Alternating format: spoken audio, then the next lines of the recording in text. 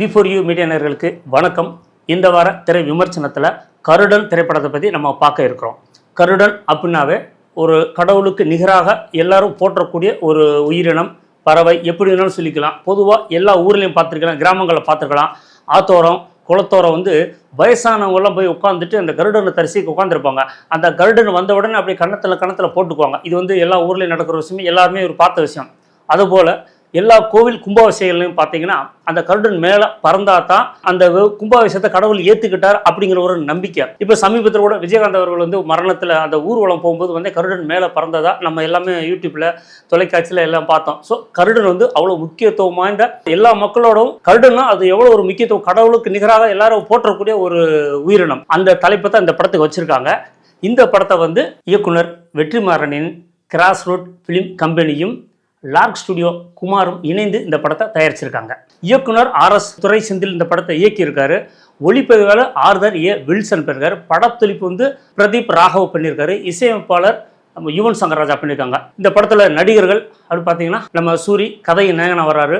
அவர்களோட சசிகுமார், உன்னி முகுந்தன், வடிவுக்கரசி அம்மா, Samuthirakani, mime Gopi, RV Udhayakumar, Revathi Sharma, சிவிதா, Brigida சகா, ரோஷினி, துஷ்யன், ஜெயபிரகாஷ் இவங்களாம் நடிச்சிருக்காங்க. இந்த படத்தோட ஒன்லைன் அப்படி பார்த்தீங்கன்னா விசுவாசம், துரோகம், நட்பு இதுக்குள்ள நடக்கிற ஒரு போராட்டம் தான் இந்த படம். இந்த படம் மற்ற படம் மாதிரி இந்த கதையை நம்ம விரிவாக சொல்கிறதுக்கான ஒரு சூழல் கிடையாது. ஏன்னா அந்த படத்தோட ஒளிப்பதிவு, கதையமைப்பு, எடிட்டிங் பார்த்தீங்கன்னா ஒன்றுக்கு ஒன்று மாறி மாறி நம்ம புரிஞ்சுக்கலாம். பட் அதில் குழப்பம்லாம் ஒரு தெளிவாக சொன்ன விஷயம். நம்ம மற்ற படத்தில் கதை சொல்கிற மாதிரி இந்த படத்தில் சொல்ல முடியாது. படம் ஒன்லைன் பார்த்தீங்கன்னா சின்ன வயசுலேருந்தே சசிகுமார், உன்னி முகுந்தன் ரெண்டு பேரும் ரொம்ப நெருங்கிய நண்பராக இருக்காங்க. கடைசி வரைக்கும் ரொம்ப நண்பராக இருப்பாங்க அப்படின்னு நம்ம எதிர்பார்க்கும்போது தான் சின்ன வயசுல நம்ம சூரி கேரக்டர் ஒரு ஆதரவற்றவராக இருப்பார். இவங்க கூட இந்த சின்ன வயசுல ஜாயின் பண்ணிக்கிறாங்க. ஸோ விசுவாசம் கருதி நம்ம சூரிய உன்னி முகுந்தனுக்கு விசுவாசமாக இருக்காரு. அதுபோல் சசிகுமார்ட்டையும் நட்பாக இருக்காரு, குடும்பத்தில் ஒருத்தராக இருக்காரு. ஸோ இவங்க வளர்ச்சியில் ஒரு கோவில் விஷயம், ஒரு பட்டயம், இதில் ஒரு பெரிய பிரச்சனை வருது. பொதுவாக எல்லா இடத்துலையுமே ஒரு பிரச்சனைனா அதுக்கு காரணம் ஒன்று மண் ஆசை இருக்கும், இல்லாட்டி தொழில் போட்டி இருக்கும், இல்லை ஒரு பொண்ணாக இருக்கும், இல்லை வேறு ஏதாவது ஒரு அழுத்தமான காரணம், குடும்பத்தில் யாராவது ஒரு இல்லை லவ் மேட்ரு அப்படி ஒரு தொடர்பு, அப்படி ஒரு விஷயத்தில் தான் அந்த பிரிவினை, இந்த மனக்கசப்பு, விரோதம் இதெல்லாம் வரும். ஸோ இதில் பார்த்தீங்கன்னா சொத்துக்காண்டி நடக்கிற ஒரு போராட்டம் தான். இதில் நல்ல நண்பர்களாக இருக்கவங்களுக்கு எப்படி பிரிவு வருது, சூரி யார் பக்கம் நிற்கிறாரு, முடிவு என்ன அப்படிங்கிறது தான் ஒரு விவரமான கதை. ஆனால் துரோகத்துக்கும் நட்புக்கும் விசுவாசத்துக்கும் இருக்க ஒரு பெரிய போராட்டம் தான் இந்த கதை. மீதி கதை நீங்கள் திரையில் பார்த்து தெரிஞ்சுக்கலாம். ஆனால் படம் மிக மிக சிறப்பாக வந்திருக்கு. சசிகுமாரை பொறுத்த வரைக்கும் பார்த்தீங்கன்னா நீங்கள் கதையில் நீங்கள் அந்த படத்துக்கு பணம் கொடுக்குறீங்க இல்லையோ, நட்பு அப்படின்னு ஒரு கதையை சொல்லிட்டு அவர் நான் நடிக்கிறேன்னு வந்துடுவார். ஏன்னா அவர் தொடர்ந்து பார்த்தீங்கன்னா நட்புக்குன்னா ரொம்ப முக்கியத்துவம் கொடுக்குற ஒரு நபராக இருக்கார். எந்த படத்தில் இருந்தாலும் நட்புன்னா அது ஒரு தனி அலாதி. மற்ற கேரக்டரில் அவர் எப்படி நடிக்கிறாரோ இல்லையோ, நட்பை பற்றி ஒரு படம்னா அதில் அவரோட நடிப்பு ரொம்ப கூடுதல் கவனம் எடுத்துக்கிறாருங்கிறத நம்ம தொடர்ந்து ஒவ்வொரு படத்துலையும் பார்த்துக்கிட்டு வரோம். சமுத்திரகனி ஒரு நேர்மையான போலீஸ் அதிகாரியாக வராரு. அவர் பண்ண ஒரு சின்ன விஷயத்துக்கு மனம் வருந்தினால் கூட அவர் தனக்கு மேலே இருக்க அதிகாரிகளை மிஞ்சி எதுவும் செய்ய முடியாத ஒரு சூழலில் மிக தெளிவாக அவர் கேரக்டரை அழகாக பண்ணியிருக்காரு. சூரி கதை நாயகனாக பண்ணியிருக்காரு. சூரிக்கு சசிகுமாரும் உன்னி முகுந்தனும் ரொம்ப பக்கப்பலமாக இருக்குங்க. இப்போ சூரி தனி கதாநாயகன் நடித்தா இந்த படம் எந்த அளவுக்கு பெரிய வரவேற்பு கிடைக்கும் அப்படிங்கிறது நமக்கு தெரியாது.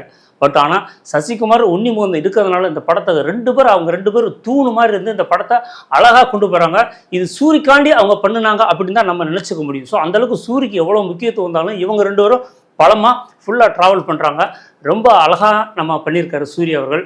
வழக்கமான படத்தில் சூரிய வர மாதிரி இந்த படத்தில் இல்லை, முற்றிலும் மாறுபட்டு ஒரு விசுவாசி எப்படி இருப்பாங்கிறத ரொம்ப தெளிவாக பண்ணியிருக்காரு. நமக்கே ரொம்ப ஆச்சரியம். நமக்கு சண்டை காட்சியிலையும் சரி, வசனங்கள் பேசுகிறதும் சரி, காமெடிகள் கொஞ்சம் கம்மியாக இருந்தால் கூட, ஆனால் இதுக்கு காமெடி அவசியம் இல்லாத ஒரு விஷயம் இருக்கிறதுனால ரொம்ப தெளிவாக ஒரே நேர்கோட்டில் கதை அழகாக போகுது, எல்லாத்துக்கும் புரிகிற மாதிரி இருக்குது. எடிட்டிங் தான் சில சம்பவங்கள் மாற்றி மாற்றி பண்ணும்போது நமக்கு எல்லாமே கனெக்ட் ஆகிற மாதிரி ரொம்ப தெளிவாக குழப்பமெல்லாம் பண்ணியிருக்காங்க. அப்படிங்கிறது தான் கூடுதலான விஷயம். நம்ம பல வருஷமாக சூரிய பார்த்துட்டு வரோம். கிட்டத்தட்ட ஒரு சிவகார்த்திகேயன், விஜய் சேதுபதி, சூரிய இவங்களும் 1 மாதம் 2 மாதம் முன்னப்பின்னு திரையுலகம் வந்தாலும் இன்றைக்கி அவங்களும் எவ்வளோ பெரிய வளர்ச்சி அடைஞ்சிருக்காங்கன்னா அவங்களோட வளர்ச்சிக்கு அவங்க தான் காரணம். ஒவ்வொரு படத்துலையும் தனக்கு கொடுக்குற கேரக்டரில் நடிப்பால் மெருகேற்றி நகைச்சுவையால் காட்சி உச்சரிக்கிறதுல எல்லாத்தையும் தனக்குன்னு ஒரு ஸ்டைலை உருவாக்கி இன்னைக்கு இந்த அளவுக்கு ரொம்ப உயரத்துக்கு வந்திருக்காரு.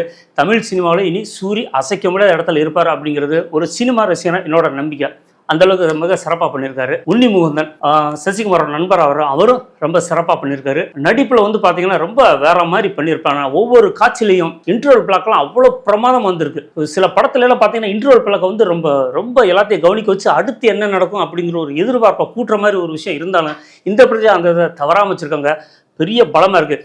இன்டர்வல் காட்சியில் பார்த்தீங்கன்னா ஒரு 20 நிமிஷம் ஆடியன்ஸ் அப்படியே படபடக்க வச்சிடறாங்க. என்ன நடக்கும் அப்படிங்கிற ஒரு விஷயத்த வச்சு ஆடியன்ஸை ரொம்ப டெம்பேத்தி அழகாக இடைவேளையை கொண்டு வந்துடுறாங்க. அதேமாதிரி பிற்பகுதியும் பார்த்தீங்கன்னா ஒவ்வொரு காட்சியுமே பார்த்தீங்கன்னா நம்ம யூகத்துக்கு அப்பாற்பட்டு நம்ம எதிர்பார்க்காத நிறைய விஷயங்கள் படத்தில் நடக்கிறது வந்து நமக்கு கொஞ்சம் ஒரு புது அனுபவமாக இருக்குது. ரொம்ப நல்லா இருக்குது. இந்த கதை வந்து நிச்சயமாக எங்காவது ஒரு நடந்த தமிழ்நாட்டிலையோ வேற பிற மாநிலத்தில் எங்காவது ஒரு நடந்த கதையை தான் அப்படியே கொஞ்சம் மாடிஃபை பண்ணியிருப்பாங்க அப்படிங்கிறது நான் நினைக்கிறேன். ஏன்னா ஒரு உண்மை கதை தான் இவ்வளோ அழகாக சொல்ல முடியும். கற்பனைக்கு வந்து இவ்வளோ உயிரோட்டம் கிடைக்குமா அப்படிங்கிறது தெரியல. பட் நல்லா பண்ணியிருக்காங்க. வடிவு கரசியமாக அவங்களுக்கு கொடுத்த கேரக்டர் எந்த படத்துலேருந்து சரி 78லேருந்து நம்மளும் பார்த்துக்கிட்டு வரோம்.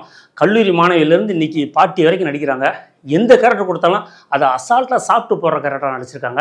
அப்பத்தா கேரக்டராக வர்றாங்க. அவ்வளோ பிரமாதம் நடிச்சிருக்காங்க. அவங்களும் இந்த படத்துக்கு மிகப்பெரிய பலமாக இருக்காங்க. எல்லா தொழில்நுட்ப கலைஞரும் சரி எல்லா நடிகர்களும் சரி அவங்களுக்கு கொடுத்த வேலையை சரியான விஷயமா பண்ணதுனால இந்த படம் மிகப்பெரிய வெற்றியை நிச்சயமாக எட்டும் அப்படிங்கிறத நம்பிக்கை. அந்த படத்தை எல்லாரும் தியேட்டரில் பார்த்து கொண்டாடணும். இந்த மாதிரி படங்கள் நம்ம வரவேற்க வேண்டிய படங்கள், குடும்பத்தோட கொண்டாட வேண்டிய படம் ரொம்ப அழகாக பண்ணியிருக்காங்க. எடிட்டருக்கும் சரி கேமராமேனுக்கும் சரி இந்த படத்தை இசையமைப்பாளருக்கும் சரி மிகப்பெரிய பாராட்டுகள் வந்து நிச்சயமாக கிடைக்கும். ஏன்னா இறுதி காட்சியில் ஒரு சண்டை காட்சி பார்த்தீங்கன்னா புழுதி மண் பறக்கிற இடத்துல அவ்வளோ அழகாக கேமராவோட வேலைகள் ரொம்ப பிரமாதமாக இருக்கும். அதே மாதிரி எடிட்டரோட மிகப்பெரிய திறமை இந்த படத்தில் என்ன கேட்டிங்கன்னா சில காட்சிகள் வந்து நமக்கு முன்னுக்கு பின் முரண மாதிரி தெரியும். பட் ஆனால் கரெக்டாக கனெக்ட் ஆகும். அப்போ அப்படி நம்ம எல்லாம் புரிஞ்சுக்கிற மாதிரி ஒரு விஷயம் பண்ணது வந்து எடிட்டரோட மிகப்பெரிய திறமை. எல்லாருமே இந்த படத்தில் சிறப்பாக செஞ்சு இந்த படத்தை மாபெரும் வெற்றி படமாக கொடுத்துருக்காங்க அப்படிங்கிறதுல மாற்று கருத்தே இல்லை.